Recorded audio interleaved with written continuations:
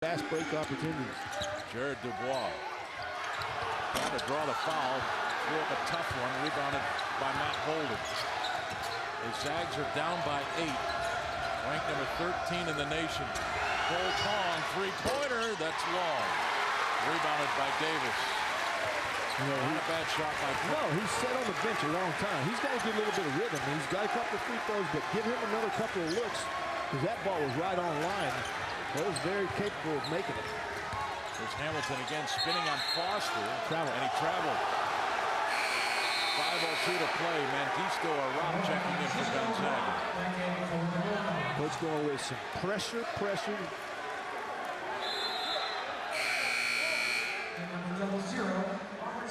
On. We still need one to come out. Hold it. Oh. Lions take a 30-second timeout. Yeah, Loyola Marymount takes the 30-second timeout, and that may have been a good thing for Gonzaga because they would have had 6 players on the floor. Yeah, if that ball was inbound, there would have been 6 guys on the floor. Well, Robert usually comes in for Will, but Robert told Will to stay in. But who was Manny coming in for? Well, and Bowles, Cogg was on the floor. He got off, but Stephen Gray. So it would have been Will, Manny. But I saw Rob tell Will stay on the floor. Yes, right here in front of us. Here's the Associated Press top 13. Kansas holding down that top spot along with Kentucky there at 24-1. And Gonzaga ranked number 13. They don't want this loss, Greg, as far as rankings go. And when you look forward to the NC2A tournament with those first 2 rounds being in Spokane, Gonzaga still playing for the top seed in the WCC tournament. But these losses mean greater things than that right now if they were to lose this. Yeah, they want to play at home to open the tournament. I think that's the big picture. I think the short picture that we're looking at is how about this? They don't want to lose at this point in the season with the tournament right around the corner because that'll be in the back of their minds. I'm talking about the conference tournament. Golden's got a dribble. 5 seconds.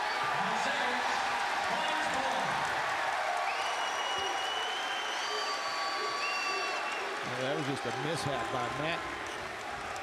Defenders within 3 feet of you, you got to do something to make the defender You move. got to have an internal clock. I mean, you got to be counting too, right? Yeah, he took a long look at what was going on the offense and didn't see what he liked, so he just kept the ball. Question now, can Loyola Marymount close this game out? This would be one of the biggest wins in their program in a long time. Of course, they went on the road this year and beat Notre Dame early in the season and then sustained a lot of injuries. So this is a team that's won some big games. Hamilton. And Loyola Marymount's lead is now into double figures at 10. And Gonzaga now, this would be a Herculean comeback as we near the 4-minute mark. And Rob Sacre will shoot free throws. Greg, Gonzaga started the game 14 of 26 shooting. Since then, they're 4 of 29. They have not had a shooting performance like this in a long time. And to tell you the truth, they haven't been bad shots out of the offense. They've been coming out of the offense. They just built a house with their shooting this half. Yeah, and right now, Gonzaga 9 of 11 from the free throw line this half, which is keeping them in the game. As Young checking back in, Davis goes out for Loyola Marymount. Okay, what does that tell you then? If the free throw shooting is keeping you in it and you've got 9 team fouls, so you're going to be in double bonus on the next foul, what does that tell you of your offensively on the offensive end? I'm going to be aggressive and attack the rim as much as I can because I'm going to get 2 free throws with what? The clock stopped. So that's the best way to build that, a 10-point lead. That's how to knock it in. Now you got to get stops on the defensive end, which the Zags are very capable of because they've extended their pressure now full court. Yeah, they're going to have to start creating some turnovers. There's Drew Viney trying to get around Harrison. Does. Bolden there to help. Tip back. Here's Bolden with the basketball. Gonzaga down by 8. Attack. Bolden. Kick out. There's a rock driving. Has a block from behind, and there's a foul. Foul called on Kevin Young. 3:44 to play. Loyola Marymount Gonzaga on the ropes, leading it by 8 and 3:44 to play. Manny Arap will be shooting free throws when we come back. Stay with us. 3 minutes and 44 seconds to play. LMU has not defeated Gonzaga since the 2007 season, and they beat them right here on this same floor. Well, here's the good news. It was 66-56. Robert knocks down 2 free throws with 4:07 left, right? Now there's 3:44 left. Manny's got a chance to cut the lead now to 6 points if he makes this free throw, all with the clock stopped. So, again, the Zags being aggressive, getting to the line. Now they got to play some defense again. Gonzaga 12 of 14 from the line this half. That's been clutch.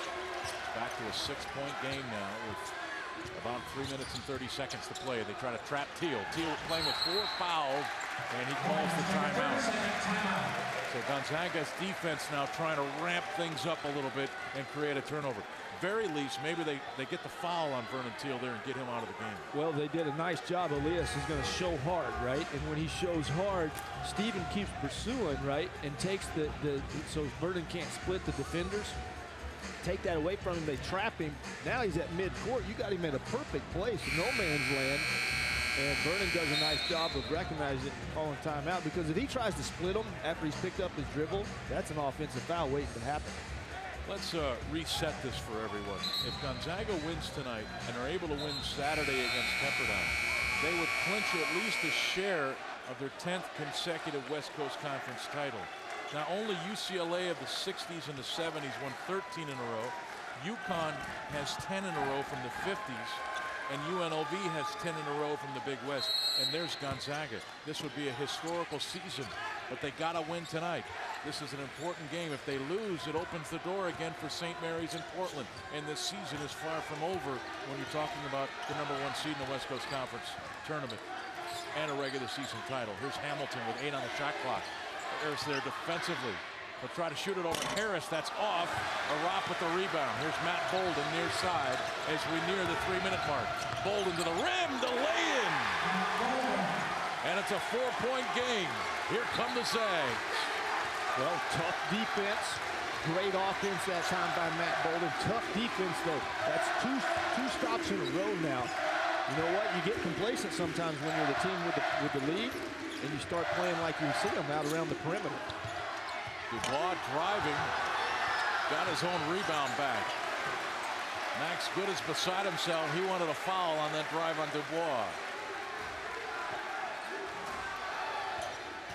2:30 to play. This is Vernon Teal, #1. Stephen Gray is right there. And LMU just taking some time off the clock now. I don't know why. They're only winning it or leading it by 4. Dubois bounce pass. Here's Hamilton. Can he score over Harris? Fall-away jumper is good. Hamilton, big shot. 6-point lead. I don't know why Meach wasn't on the ball that time. Steven and him came together. They shouldn't have switched. Meach should have been gotten right up there. Timeout, Mark Few, Gonzaga. 1:59 to play. Loyola Marymount leading it by 6 at 68-62. I tell you, Greg, Ashley Hamilton's impressive. 17 points, 6 rebounds. He's 7 of 10 shooting. I mean, look at the defense. Elias right up in his cylinder, just stays on the ground, bangs him, and you're exactly right. Hamilton 7 of 9 now with that shot for 17 points. But he's doing that. He's doing that, Craig, against Rob Sacre, who's larger, Will Foster, who's a lot larger, Elias Harris, who's larger. I mean, he's outmatched in there physically, and yet he's having the game of his life right there against Gonzaga. Here's what we were talking about earlier with the conference titles.